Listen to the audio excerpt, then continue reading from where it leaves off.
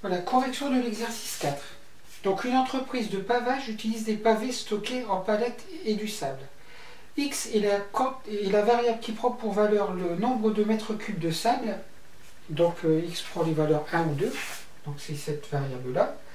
Et Y, donc c'est celle qui prend pour valeur le nombre de palettes de pavés. Donc là, 1, 2 ou 3. Voilà. Donc bien sûr pour du pavage, il faut du sable et puis des pavés. Donc on n'aura pas X égale 0, Y égale 0, sinon ça ne sert à rien. Alors on a recensé dans ce tableau le nombre de chantiers réalisés.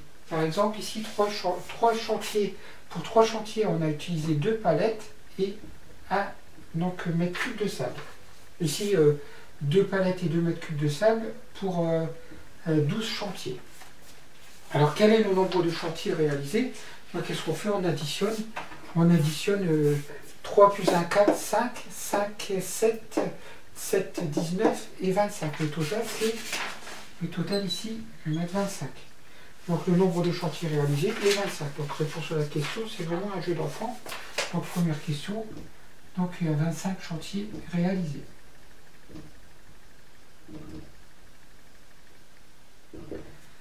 Deuxième question, donc quelle est la loi conjointe? Je vous rappelle que pour la loi conjointe, donc il suffit de diviser chaque effectif par le total. Donc je vais diviser par 25, ici le tout.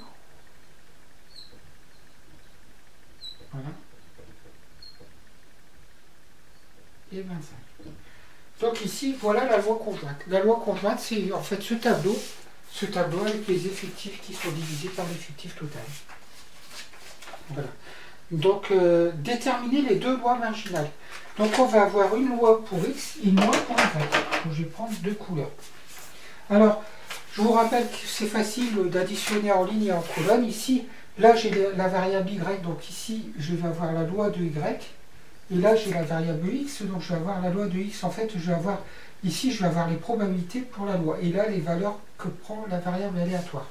Donc ici, la loi de X, je vais additionner, donc ici, donc en ligne, 1 25e plus 3 25e plus 1 25e. Ça fait 5 25e. 5 25e, ça fait 1 5e. 1 5e. 5 sur 25. Vous pouvez mettre 5 sur 25 si vous voulez. Et donc ici, forcément... Ici, comme on divise tout par 25 pour avoir 1, ici, je vais avoir bien sûr 4 sur 5. Mais je vérifie, ça fait 14, 12 et 2, 14 et 6, ça fait 20, 20 sur 25. 20 sur 25, si je divise par 5 en haut et en bas, j'obtiens 4 cinquièmes. Donc voilà pour la loi de X. Pour la loi de Y, donc je vais écrire en vert. Donc je fais mes sommes en colonne. 1 cinquième, 25e plus 3, 2 25e, ça fait 3 25e. Après 3 plus 12, ça fait 15 sur 25. 15 sur 25, donc je peux diviser par 5, ça fait 3 cinquièmes. Et puis 7 sur 25. Donc je ne peux pas simplifier. Voilà. Donc alors, comment on va écrire la loi de X? La loi de X, je vais le faire en bleu. La loi de X. Donc je mets les valeurs que prend la variable aléatoire X. La variable aléatoire X se prend des valeurs 1 et 2. Puis bien sûr je mets un total. Et ici donc je mets les probabilités. Les probabilités donc sont 1 cinquième et 4 cinquièmes. Et bien sûr le total ça fait 1 parce que la somme des probabilités c'est 1. Pour la loi de Y, je mets en vert.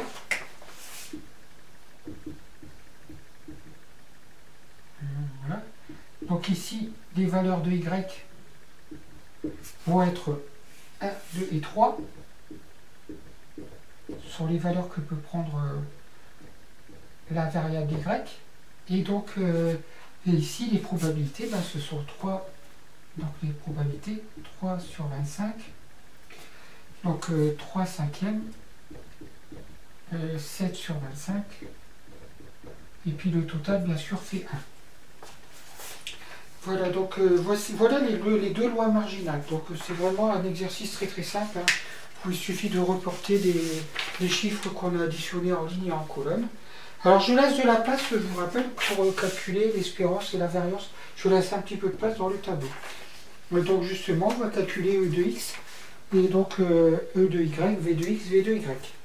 Donc je vous rappelle, pour calculer E de x, je fais xi fois pi.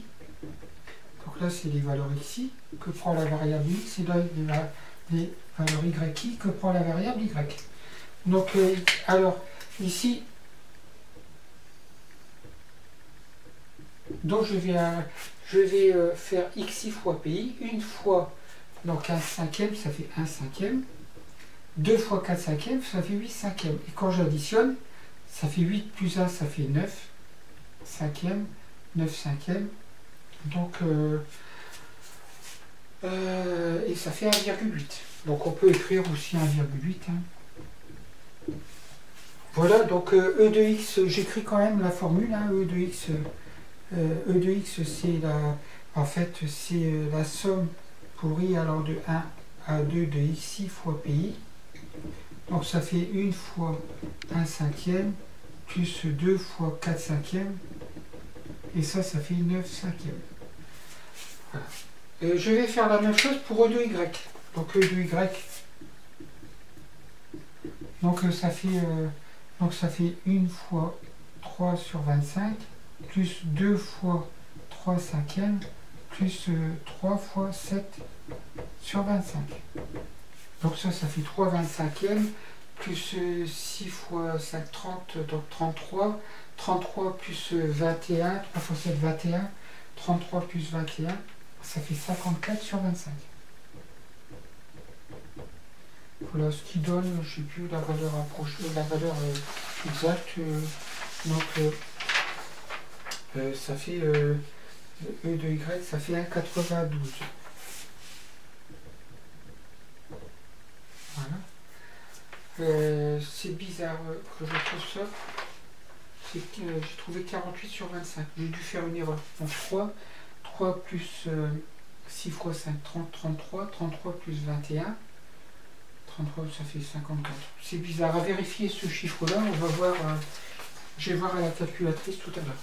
Donc voilà. Et puis on va calculer maintenant les variances. Alors pour les variances, ici bien sûr, j'aurais pu. Donc ici, je mettais y, pi, je faisais la même chose, hein, donc ça fait 3 sur 25, 6 cinquièmes, et puis 21 sur 25. Et donc, normalement, ça fait 54 sur 25. Mais ça, c'est à vérifier. Hein. Je pense que vous ne voulez pas avoir fait d'erreur. 3 plus 33, 33 plus 21, 54 sur 25. Sur ma correction, j'ai dû faire une erreur. Voilà. Et donc...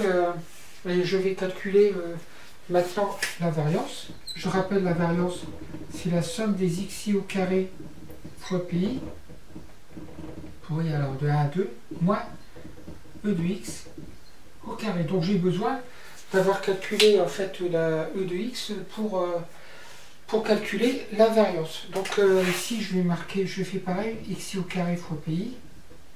Donc je fais la première ligne multipliée par la troisième, parce que xi fois xi, ça fait xi au carré fois pi. Donc xi au carré fois pi. 1 fois 1 cinquième, ça fait 1 cinquième. Et 2 fois 8 cinquièmes, ça fait 16 cinquièmes. Et quand j'additionne, ça fait 17 cinquièmes. 17 cinquièmes, c'est cette valeur-là. Donc ça fait 17 cinquièmes. Mais je dois faire E de x au carré moins 9 cinquièmes au carré. Et donc la variance V de x est égale à 0,16. Donc ça fait 4/25e en fait. Et ça fait 0,16. Voilà. Je fais la même chose pour y. Hein. Pour y, donc je multiplie, je fais yi au carré fois pi. Je multiplie la première ligne par la troisième ligne. 1 fois 3 sur 25, ça fait 3 sur 25. 2 fois 6 sur 5, ça fait 12 sur 5. Et puis 3 fois 21 sur 25, ça fait 63 sur 25. Quand j'additionne tout, Et donc ça va faire, ici je vais multiplier par 5, donc 5 fois 12 ça fait 60, 63 plus 63 ça fait 126 sur 25. Et donc ça fait 100, alors V de X, le V de Y, pardon, ça fait 126 sur 25, moins l'espérance de Y au carré, moins 54 sur 25 au carré, et le résultat, et donc ça fait 546 sur 625, et ça nous fait à peu près, ça nous fait 0,8736. Ça fait pas à peu près, c'est égal, hein. Donc c'était égal, voilà. Donc voilà pour les calculs de E de X, et pour les lois de Y et les lois de X et loi de Y. Voilà, donc maintenant je vais passer à la suite, je vais effacer le tableau et je vais couper la vidéo.